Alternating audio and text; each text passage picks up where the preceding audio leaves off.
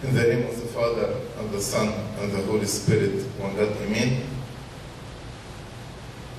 Through the grace of God, we will study tonight chapter 2 from the first letter of St. Peter. First, I'd like to give summary for this chapter. St. Peter concluded chapter 1 by saying, in baptism, you are born again. Now you are born spiritual birth from God. So now you are the children of God. So he started chapter 2 by asking them to put aside sinful attitudes and to grow spiritually. And he told them, as infants, desire the pure milk in order to grow. As a baby desires the milk, which is an essential element for his growth, so we Christians, when we are born again in baptism, we should desire the pure milk of the Word of God, which is the Scripture. The Word of God will help us to grow. Then he told them, when you accepted Christ, you came to him as a living stone. And he used this description of Christ because describing Christ as a stone or as a rock is a common description. And as we read in many prophecies, he is the cornerstone, the foundation upon which we build our spiritual life. So he told them, or he is telling us, you also became living stones in this spiritual building which is called the house of God or the church. And now you know that you don't have a lasting house here on earth, but your home is in heaven. So here on earth you are sojourner and pilgrims in this world. That's why you should conduct yourself in a way befits your calling as children of God. This should be reflected in your behavior. And he gives some examples how we should submit to authorities, how even the slaves should submit to their masters, not only to the good and kind, but to the harsh. And he gives them reasons why they should submit. This is the summary of the chapter, and now we'll read verse by verse. Verse 1. Therefore, laying aside all malice, all deceit, all hypocrisy, envy, and all evil speaking. Therefore means in the view of salvation, in the view of rebirth that you obtain in baptism. Now you need actually to show brotherly love to one another, as he said in chapter 1 verse 22. Now you are born again, you are Christians, so the main point of Christianity is love, because God is love. And if we are his children, then we should have this love in our heart. Our love to God, our love to the brethren. That's why when the Lord Jesus Christ was asked about what is the greatest commandment, he said, love the Lord your God and love your neighbor as yourself. This is actually the summary of the whole commandments, of the whole scripture. So St. Peter is telling them, in the view of this salvation, and now you understand your responsibility as Christian to show this brotherly love, you need to lay aside malice, deceit, hypocrisy, envy, and all evil speaking. Laying aside, he mentioned some things, 5 things, that are contrary or inconsistent with brotherly love. You cannot say, I love my brother or I love my neighbor if you have one of these 5 things. What are these 5 things? Number 1, malice. What's malice? Malice, actually, it is the mental state opposed to love. Malice is to plan in sneaky way to hurt others. That's malice, which is contrary to the brotherly love. Deceit is the opposite of sincerity. Deceit is betrayal of others. Like Judas, how he betrayed the Lord Jesus Christ. So deceit is the opposite of sincerity and faithfulness. Hypocrisy is actually the external form of deceit. How deceit is shown in my words and in my deeds, in my actions. So deceit is like an attitude in the heart, and hypocrisy is the external form of deceit, shown in my words and in my works. Envy, when you desire what the others have. Envy starts by focusing on what you are lacking. And then you start to envy others if they have what you are lacking. So instead of counting your blessings, you are looking for what you do not have. And nobody in the world has everything. Nobody has everything. So if you want to look at what you are lacking, you will find. Then actually this will trigger envying others. But we read in 1 Corinthians chapter 13, verse 4, that love does not envy. So if you have this brotherly love in your heart, you will not envy the others. And then the last point, evil speaking, gossip, and speaking evil of one another behind their back.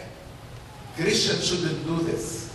So he said, therefore, in the light of your salvation, in the light of your rebirth as Christian, you need to put away malice, deceit, hypocrisy, envy, and evil speaking. Verse 2. As newborn babies, desire the pure milk of the word, that you may grow thereby. He said, you are born twice. The first one is the physical birth from our parents. But you are born again from the water and spirit in baptism. And as the baby desires the milk, so you who are babes in Christ desire the pure milk as newborn babies. In chapter 1, verse 23, he spoke about our new birth in baptism. And babes hunger for milk. So he's saying, you as newborn babes in Christ, you need to earnestly desire the sincere and pure milk of the word. And he used the word pure to describe the word of God, because many people actually, in interpreting the word of God, they actually adulterate the word of God, change the word of God, because of the private interpretation. That's why he's asking us to understand the word of God in the same way that God intended. When God sent us his word, he intended a certain message and a certain interpretation of each word. And we, in order to grow, should reach this understanding, this interpretation. That's why he said the pure. So the Word of God, unchanged, unadulterated, is the food upon which Christian must feed in order to grow. Which means, if you don't study the Scripture, if you do not read the Scripture and keep them in your heart, if you do not practice and live by the Word of God, you are not growing spiritually. Like a child does not drink milk, he cannot grow. In the same way, if you do not read the Word of God, if you do not keep the Word of God in your heart, if you do not practice and live by the Word of God, you are not growing spiritually. He said that you may grow thereby. Verse 3, if indeed you have tasted that the Lord is gracious. If you really tasted the graciousness of God, how? You tasted that the Lord is gracious because He saved us out of His goodness, not because we are worthy. He saved us out of His mercies, not because we deserve it. So, the people who tasted that the Lord is gracious will be hungry to feed themselves on the Word of God. So, if you don't study the Word of God, this means you did not experience the graciousness of God. Gracious from the word grace. If you experience the grace of God that saved you, you should be hungry for the Word of God. And you should open the Bible every day and read until you are filled with and satisfied with the Word of God. So he's saying this is the proper food for those who have tasted that the Lord is gracious, who have tasted the grace of God and converted to Christianity. Verse 4. Coming to Him as to a living stone. Coming to Christ as if you are coming to a living stone. Rejected indeed by men, but chosen by God and precious. One of the many descriptions of Christ is the stone, the rock. Because He is the foundation upon whom we build our spiritual life and we build the church of God. But He is not a dead stone. He is a living stone. He is a living stone. Because He gives life to all who build their life upon Him. If you build your spiritual life upon Christ, He will give you eternal life. And the Lord Jesus Christ Himself lives eternally. He is the source of life. That's why He is the living stone. Rejected indeed by men, because the Jews rejected Him and crucified Him on the cross. They did not accept Him as the Messiah, as the Master, as the Lord, as the King. They rejected Him and crucified Him. But chosen by God, God the Father chose His Son and made Him the King of Kings and the Lord of Lords. So He's chosen by God the Father, who also raised Him from the dead. Chosen by God and precious. The Lord Jesus Christ is precious in Himself, is precious in the sight of the Father, and also is precious in our sight, in the sight of all the believers. So He's saying, when you believed, when you were born again, you came to Christ, you came to the living stone, upon whom you will build your spiritual life. And this stone was rejected by men, by the Jews, but you accepted Him because He is precious in your eyes, as he is precious in himself and precious in the eyes of God the Father, who raised him from the dead and who chose him. So here, the people rejected him, but the Father chose him. Verse 5. You also, as living stone, are being built up a spiritual house, a holy priesthood, to offer up spiritual sacrifices acceptable to God through Jesus Christ. If you build your life on the living stone, you will become a living stone. So he's taking the metaphor of a building. Like this building has a foundation, and there are stones built on this foundation. But the Lord Jesus Christ is the stone, is the foundation, but he is a living stone. So those who build their lives on him, they will be also living stone. Living stone means what? You will live eternally as he lives eternally. When you are baptized, you take the promise of eternal life. When you partake of his body and his blood, he who eats my body and drinks my blood shall live forever. That's why we become living stones, built up a spiritual house. We grow together to be the church of God, to be the church of God. So here the church has three meanings. The first meaning is the building. The second meaning is the assembly of the believers. And the third meaning is the priests. Now he's speaking about the second meaning, which is the assembly of the believers. The Lord Jesus Christ is the foundation, and we are stones. So all of us together, we make this building called the church, but it is a spiritual house. So here now speaking about the spiritual house. And as the stones connected together, so we are united together with the bond of love. And the stones, they need each other to stand firm in their places. We grow together and we need each other in order to be strong in our spiritual life.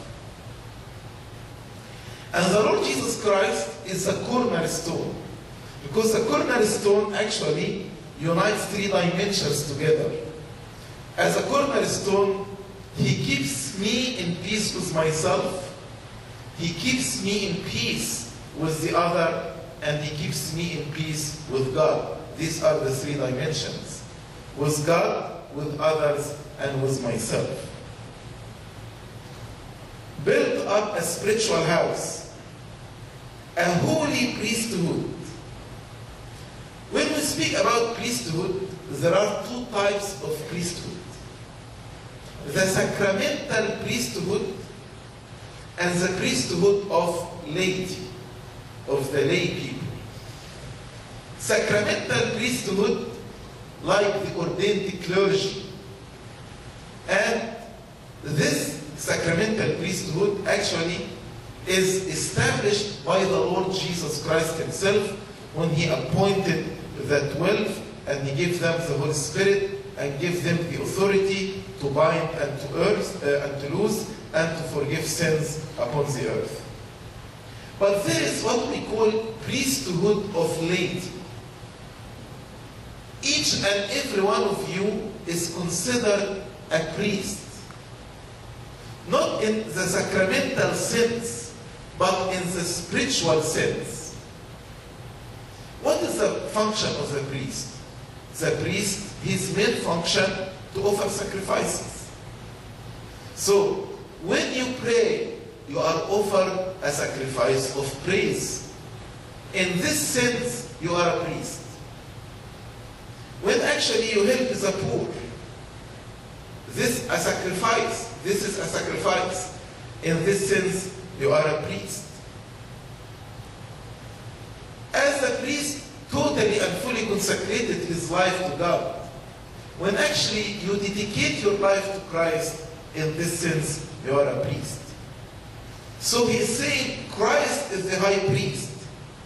And when we were baptized and anointed with the Holy Myron, all of us actually, we were became spiritual priests, serving in the spiritual church. We became spiritual priests, serving in the spiritual church. That's why he said a holy priesthood. Holy means dedicated to God, consecrated to God.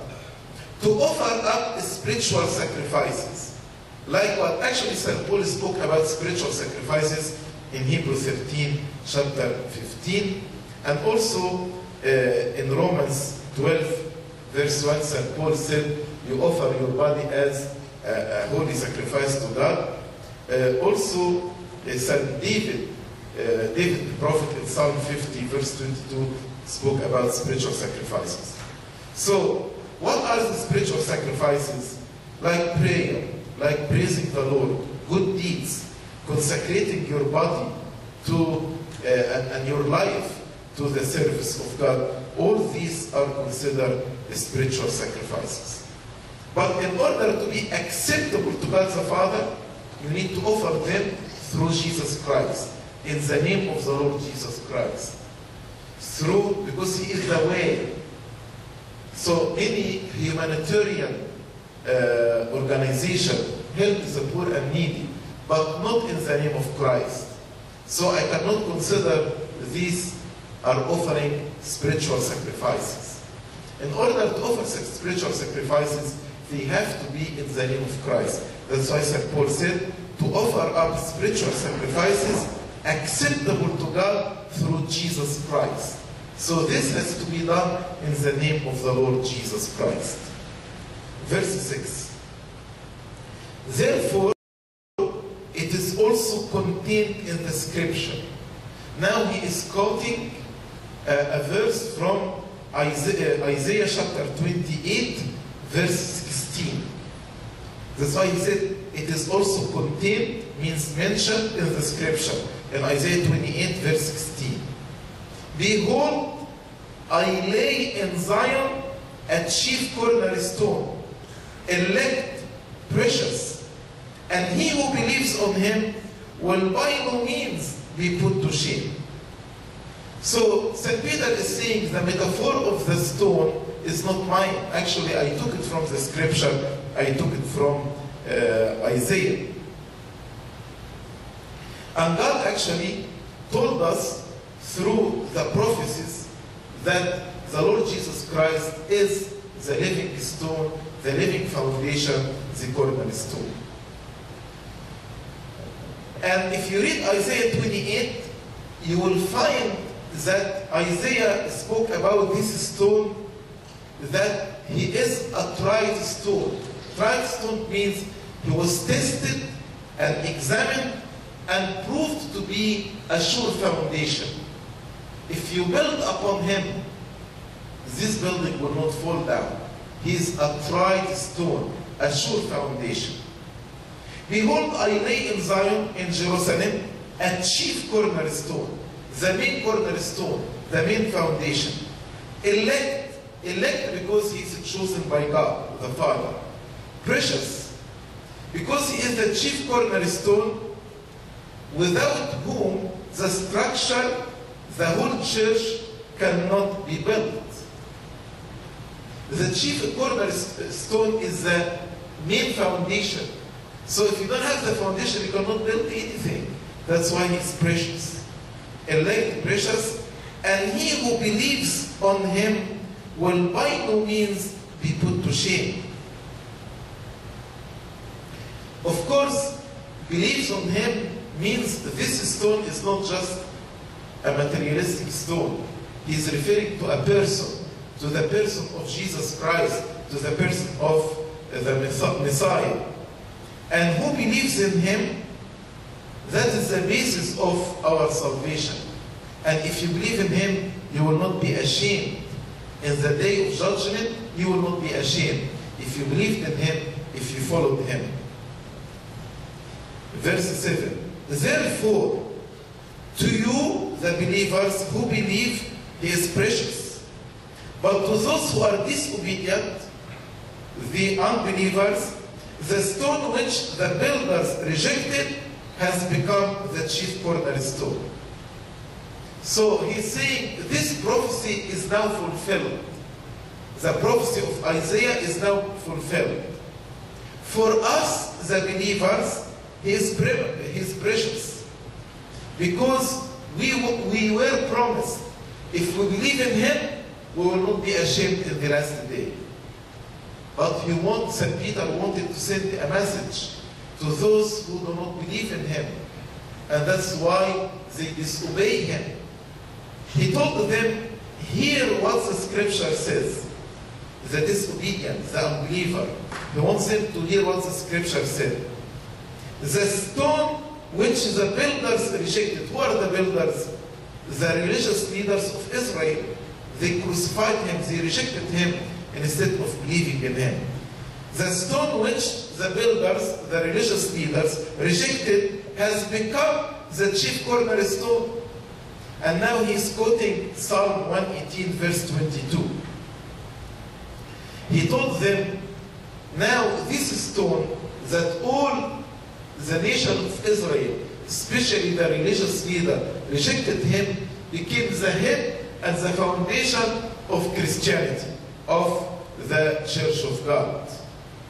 Verse 8, and a stone of stumbling and a rock of offense, which means the Jews will stumble instead of believing in him, all the non-believers will stumble. So he is to the disobedient a stone over which they stumble and fall. So instead of building your life on this sure foundation, and you become a living stone, if you do not believe him, actually you will stumble and fall upon this stone. And we see now the difference between the Christian and non-Christian. Christian building their life upon Christ.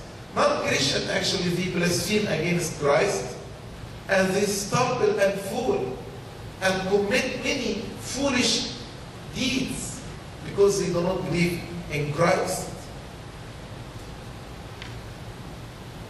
And a stone of stumbling and a rock of offense. They stumble being disobedient to the word, because they don't obey the word of God. That's why they stumble and fall down, to which they also were appointed. They were appointed to stumbling if they do not believe. So all the non-believers will stumble and fall. They will not be saved. They will not have eternal life.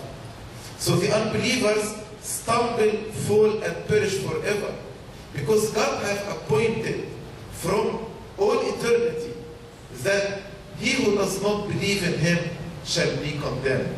He who does not believe in him shall be condemned. Verse 9, but you are a chosen generation, a royal priesthood, a holy nation, his own special people, that you may proclaim the praises of him who called you out of darkness into his marvelous light.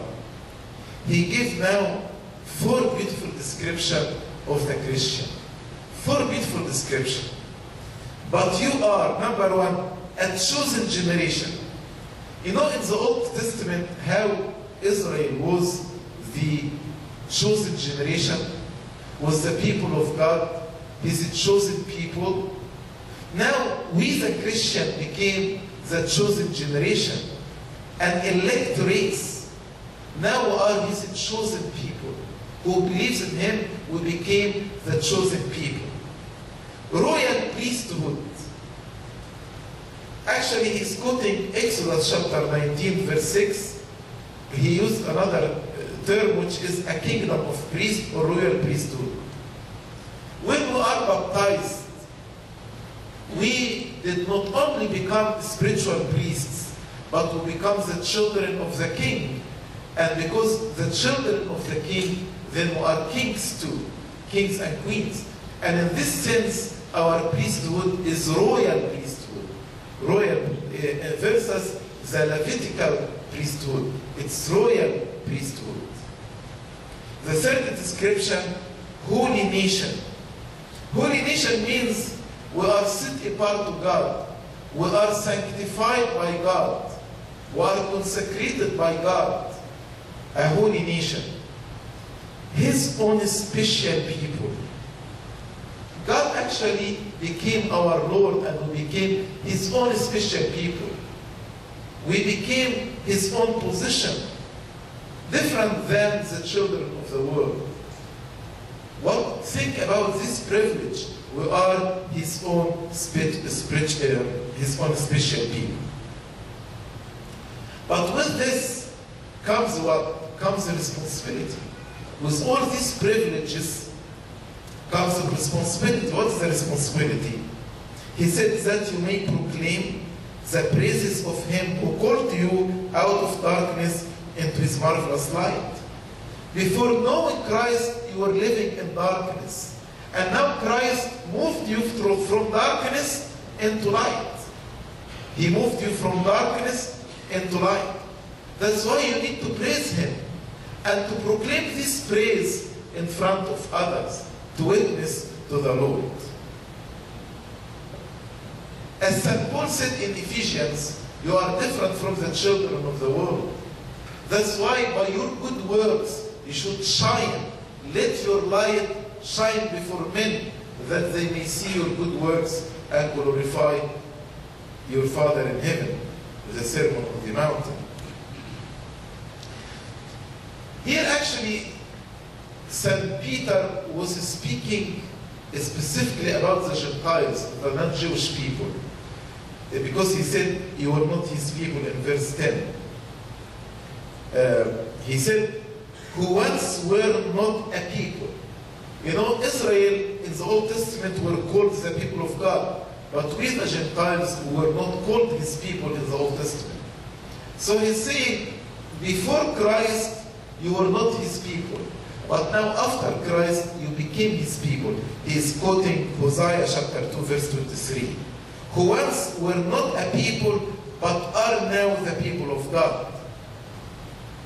And actually he's quoting many of the prophets who spoke about the conversions of the Gentiles and how the Gentiles will join the Church of God and will become the people of God. Once you were not a people, but now the people of God, who had not obtained mercy, but now have obtained mercy. Because in the Old Testament, God was dealing only with the Jews, and He had mercy on the Jews. So in the Old Testament, the Gentiles did not enjoy the mercies of God, except some few exceptions, like the Ninevites. But now in the New Testament, all of us, we obtained the mercies of God. And God saved all of us and allowed all of us who believe in Him to be His own special people. Verse 11. Beloved, I beg you, as sojourners and pilgrims, abstain from fleshly lusts which war against the soul. Now He's telling them, now you know who you are. You are a holy nation, royal priesthood, chosen generation, His own special people.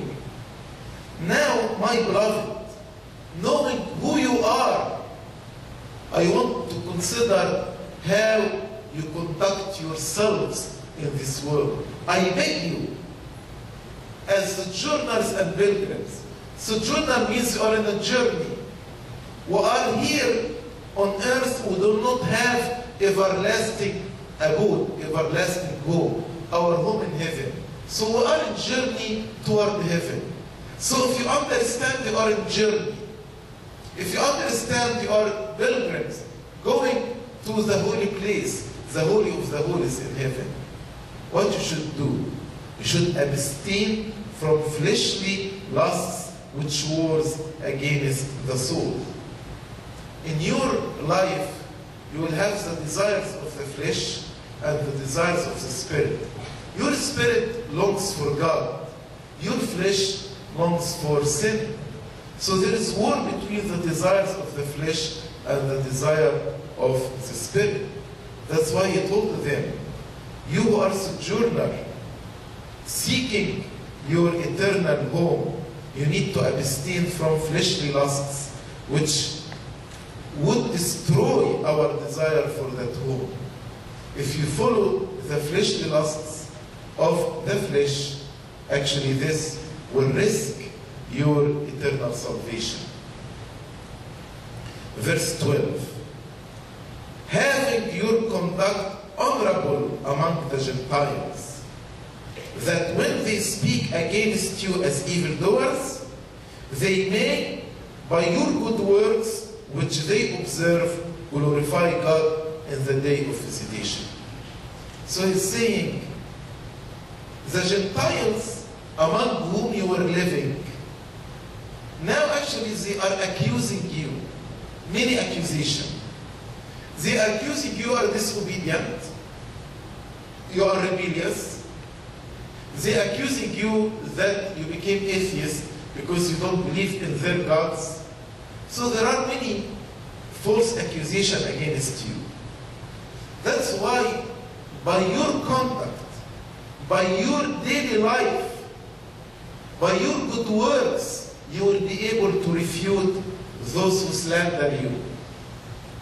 How you defend yourself? Not by your words, but by your works.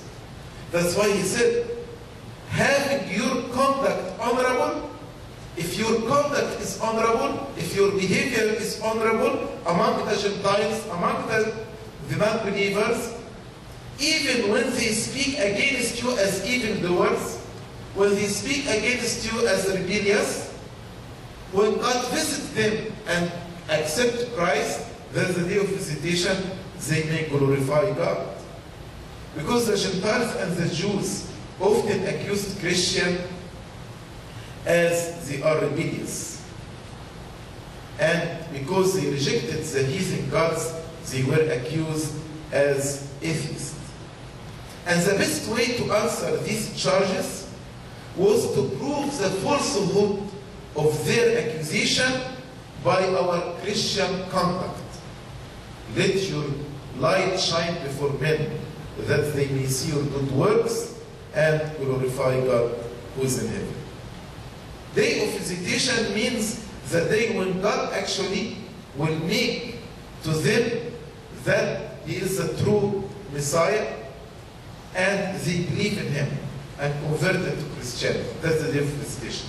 So when the Gentiles or the non-believers believe in Christ, they will glorify God because of your good works.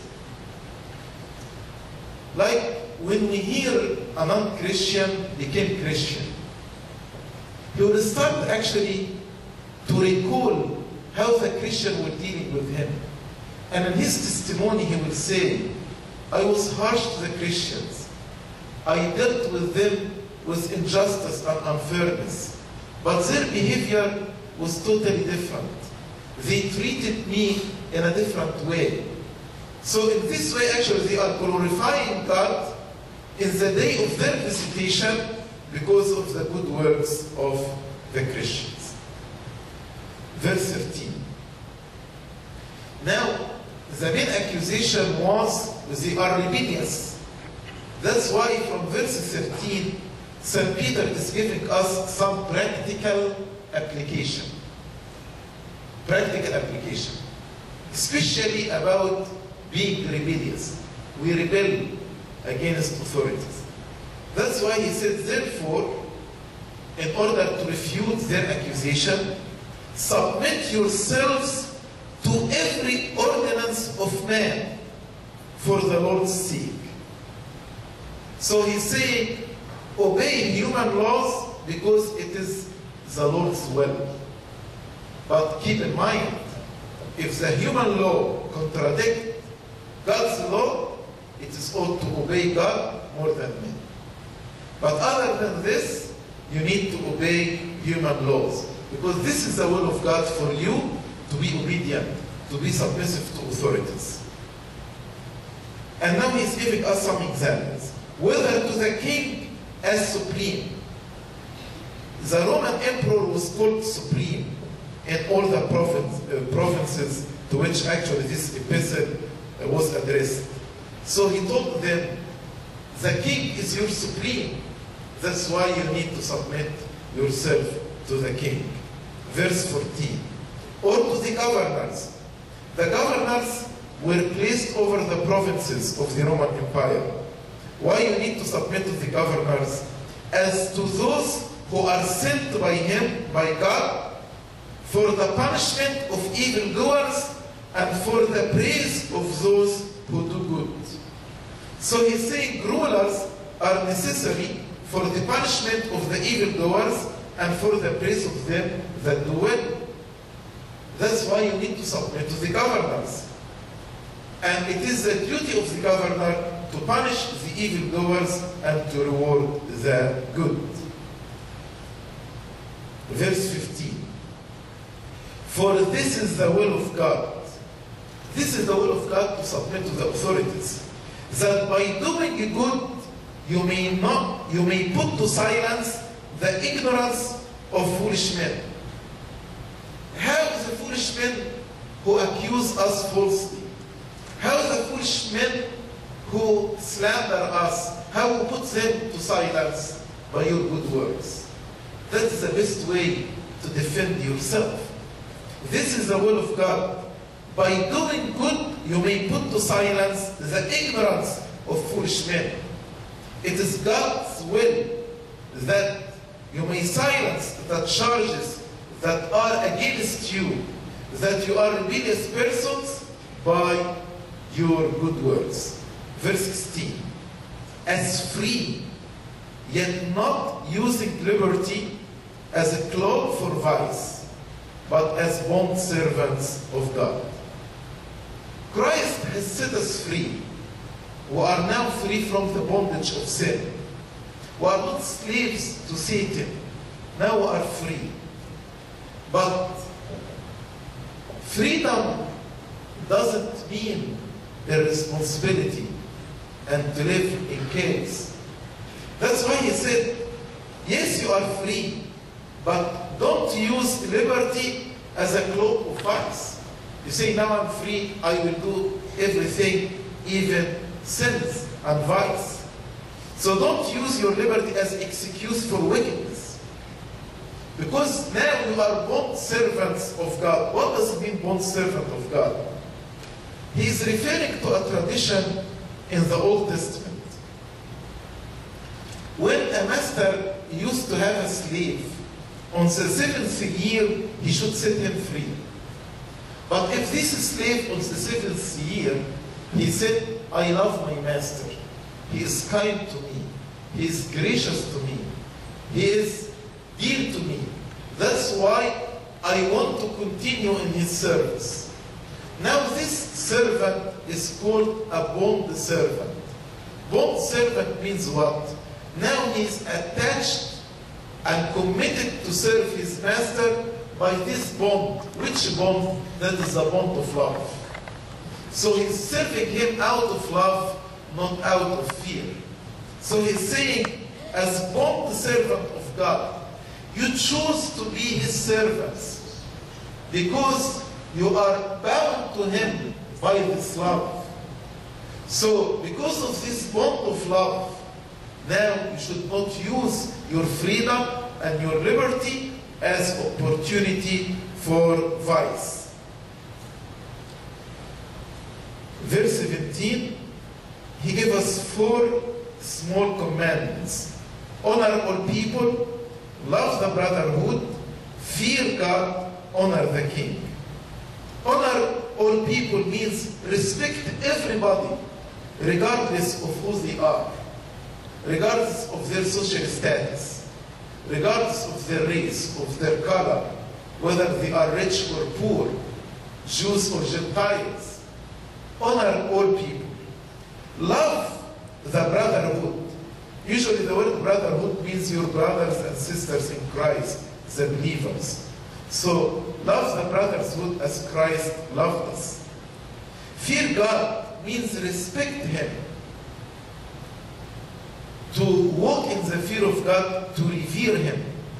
This to revere God, it's not the fear of, you get scared of Him, it's not the fear of slaves, but the respect and revering God. Honor the king, because the king is a servant of God. He is appointed by God to punish the evil and to reward the good. Verse 18. Before I start reading from verse 18, I want to explain something. Christianity is not actually encouraging slavery, because many people use this passage to say Christianity is supporting slavery. No. But St. Peter and St. Paul are saying, if you are a slave, because at that time they were slavery, if you are a slave, then actually you should show your Christianity by your submission. But if there is opportunity to be set free, then take this opportunity. So they are not actually encouraging slavery or supporting slavery, but speaking to the Christians who are slaves, what they should do. And he said to them in verse 18, servants, be submissive to your masters with all fear, not only to the good and gentle, but also to the harsh. So here, when I submit to the harsh, this means I'm submitting by my own will. I'm not submitting out of fear.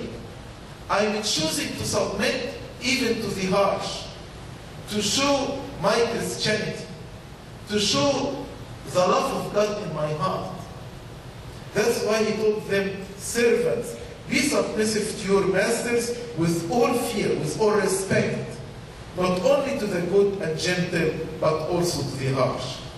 And the Greek word for servants here means slaves. Be submissive because, no, that is their duty. As servants or slaves, they have to be submissive. And the true submission is not only to the good masters, but to the harsh and the perverse masters. Because I submit, not because I fear the master, I submit because I fear God. Verse 19. For this is commendable. Commendable means acceptable and praiseworthy. It's acceptable before God. This is commendable if because of conscience toward God, one enduring grief, suffering wrongfully.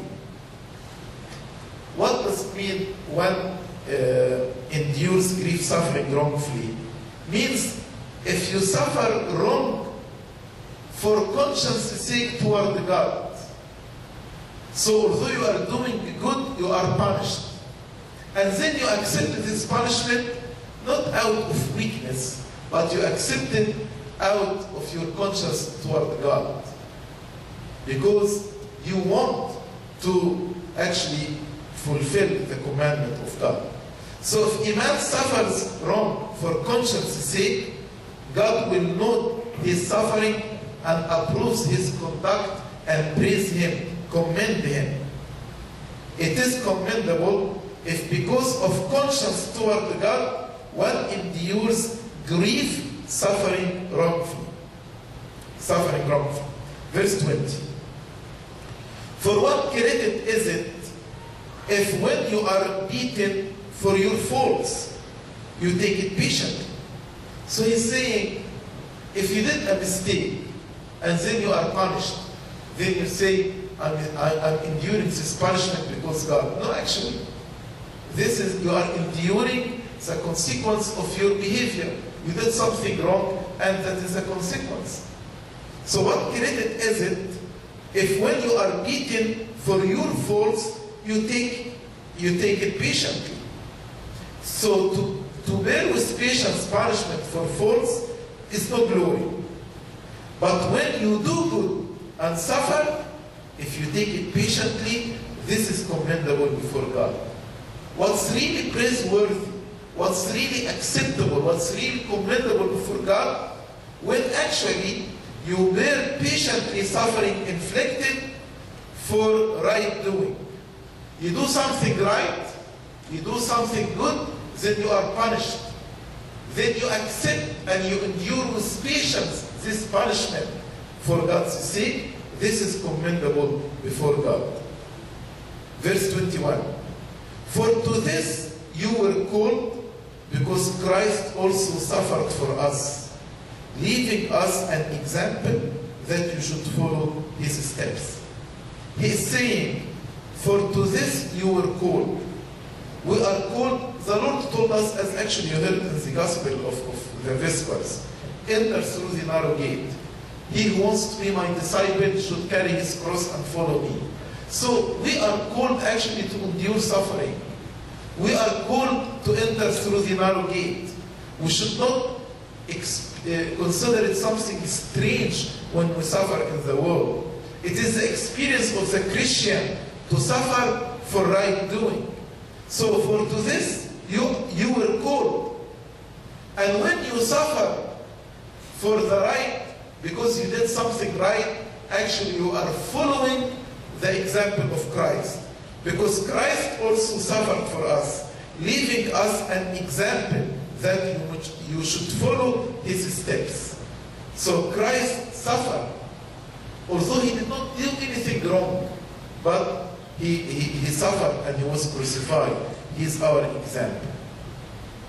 Verse 22, he is explaining to us that Christ didn't do anything wrong to deserve suffering.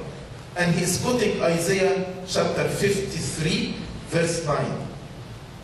Who committed no sin, nor was deceit found in his mouth. So the Lord Jesus Christ did not sin. They did not found any deceit or any mistake in his words. He told them, who can rebuke me or convict me of sin? Nobody was able actually to convict him. But although Christ was sinless, completely sinless, verse 23, when he was reviled, did not revile in return. When he suffered, he did not threaten, but committed himself to him who judges righteously. See the example of Christ. When they reviled him, he did not revile in return. When they actually threatened him, when they made him suffer, he did not threaten. So he did not resent insult or suffering inflicted upon him. What did he do? He submitted all the judgment to God. He submitted all the judgment. He committed himself to God, to the Father, who judges righteously. He gave the judgment between him and his enemies to God. So in the same way, let God revenge. As St. Paul said, do not avenge yourselves. Because he said, vengeance is mine, I will repay, says the Lord. You need to follow his example. And actually, by doing this, he was able to save us. By his suffering on the cross, we are saved. That's why in verse 24 he said,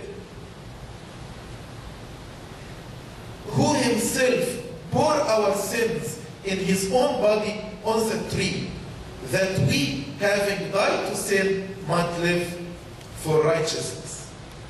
So he died for our sins, not for his sins, because he is sinless, he is the Holy One. So actually he suffered not for doing good, but for doing right. He died for our sins. He took our burdens in his body. He is the Lamb of God who took away the sin of the whole world. On the tree means on the cross. Who himself bore our sins in his own body on the tree, that we, having died to sin. In baptism, actually, we die to sin. In baptism, we are crucified with him. So, in baptism, we are baptized to his death, then we rise with him to a new life.